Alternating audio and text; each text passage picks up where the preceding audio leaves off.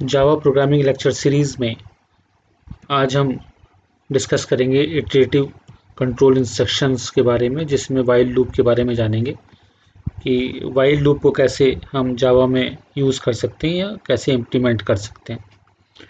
Implementation से पहले इसका सिंटैक्स देख लेते हैं। सिंटैक्स बिल्कुल उसी पैटर्न पे है जैसे हम सी या C++ लैंग्वेज में पढ़ चुके हैं कि वाइल एक कीवर्ड है, पैरेंथेसिस के बीच में टेस्ट एक्सप्रेशन है, फिर स्टार्टिंग कर्ली ब्रेसेस है और बीच में सेट ऑफ इंस्ट्रक्शंस हम लिख सकते हैं, फिर क्लोजिंग कर्ली ब्रेसेस है।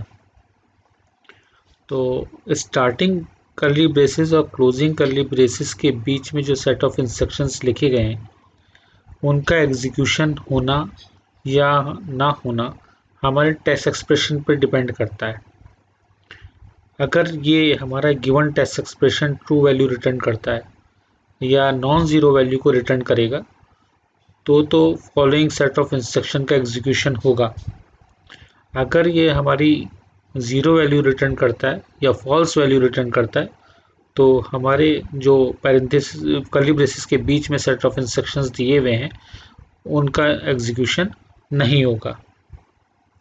एक एग्जाम्पल की मदद से समझाया गया कि हमारा टेस्ट एक्सप्रेशन है n should be less than और equals to 5। It means that particular expression should be true if we want to execute the set of instruction written between the curly braces.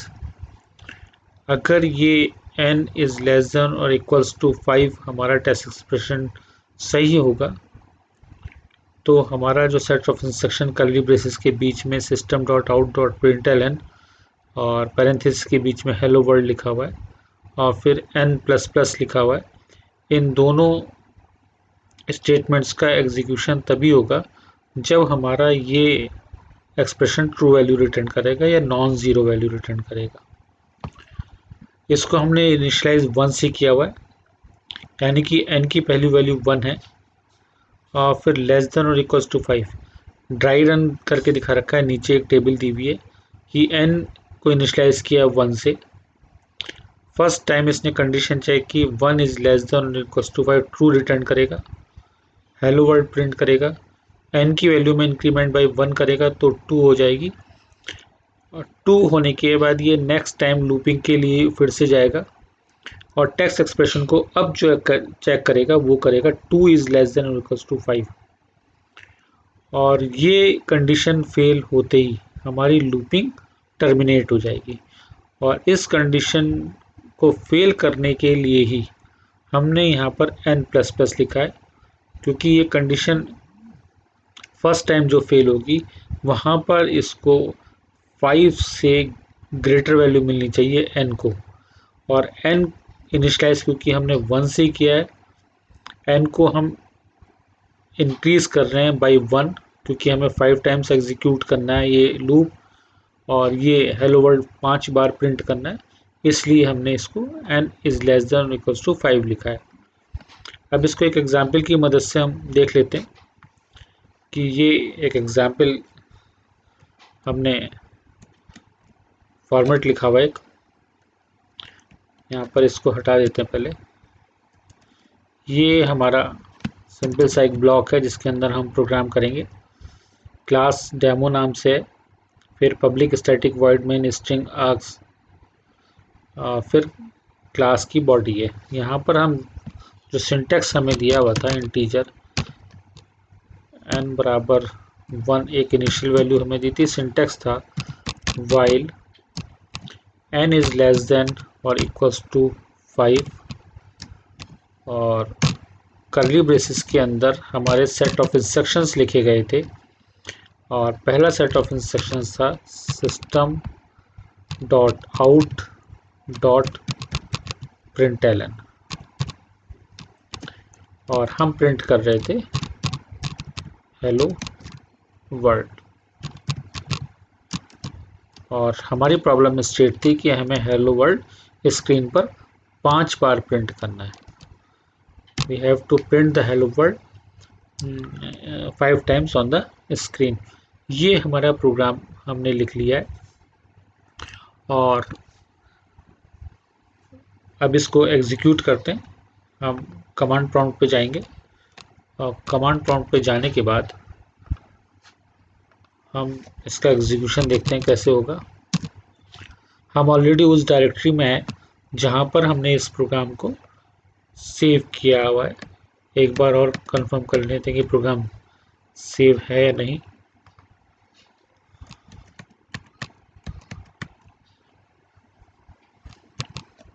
इसको save कर लेते हैं। Programme को save कर लिया, वापस command prompt पे आएंगे और यहाँ पर देखेंगे कैसे अपने प्रोग्राम को हमें जावा सी करके हमने लिखा और हमारे प्रोग्राम का नाम है demo.java।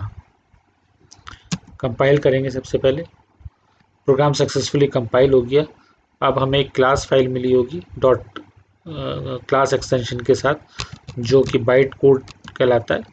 अब हम सिर्फ जावा लिखेंगे इस बाइट कोड को रन करने के लिए और स्पेस देके डेमो।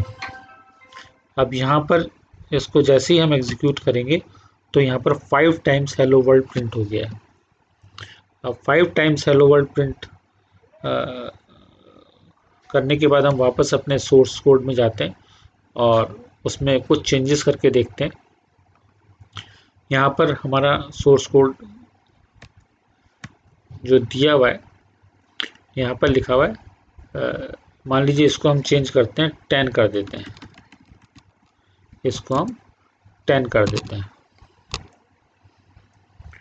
या फर्दर मॉडिफिकेशन करते हैं। हम इस कंडीशन को कर देते हैं कि n की वैल्यू हमारी 10 है और यहाँ पर कर देते हैं n should be greater than और इक्वल्स टू 1। अब हमने कंडीशन जस्ट रिवर्स कर दी कि n की वैल्यू बड़ी होनी चाहिए या बराबर होनी चाहिए 1 के।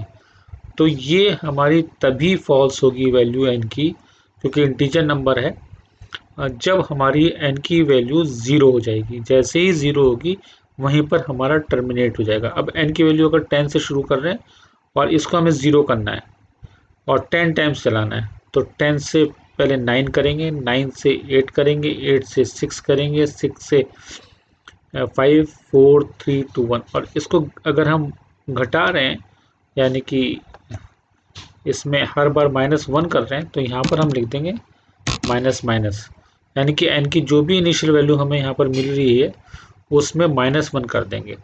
तो सबसे पहले 10 इज़ ग्रेटर देन और इक्वल्स टू 1 कंडीशन चेक की, वो ट्रू है। System dot out dot println में जाएगा, हेलो वर्ल्ड प्रिंट करेगा। Then it will decrease the value of n by 1, यानी कि n इज इक्वल, इसको ऐसे भी लिखा जा सकता है n equals to n minus 1। तो अब हम इसको सेव कर लेते हैं प्रोग्राम को। वापस डॉस प्रॉम्प्ट पे जाते हैं और डॉस प्रॉम्प्ट पे जाके इस प्रोग्राम का एग्जीक्यूशन देखते हैं कि कैसे इस प्रोग्राम को हम एग्जीक्यूट कर सकते हैं। यहाँ पर लिखा जावा सी और फिर वापस हमने प्रोग्राम को रन किया, कंपाइल किया। अब प्रोग्राम को हम रन कर रहे हैं तो ये हेलो वर्ल्ड 10 टाइम्स प्रिंट हो गया। तो ये हमने बहुत ही सिंपल प्रोग्राम की मदद से देखा कि कैसे हम वाइल लूप को अपने जावा के प्रोग्राम में इम्प्लीमेंट कर सकते हैं। और भी कई सारी एप्लीकेशंस हम आने वाले प्रोग्राम्स में देखेंगे। अगर आपको ये लेक्चर पसंद आया तो इसको ज़रूर लाइक करें, शेयर करें और सब्सक्राइब करें।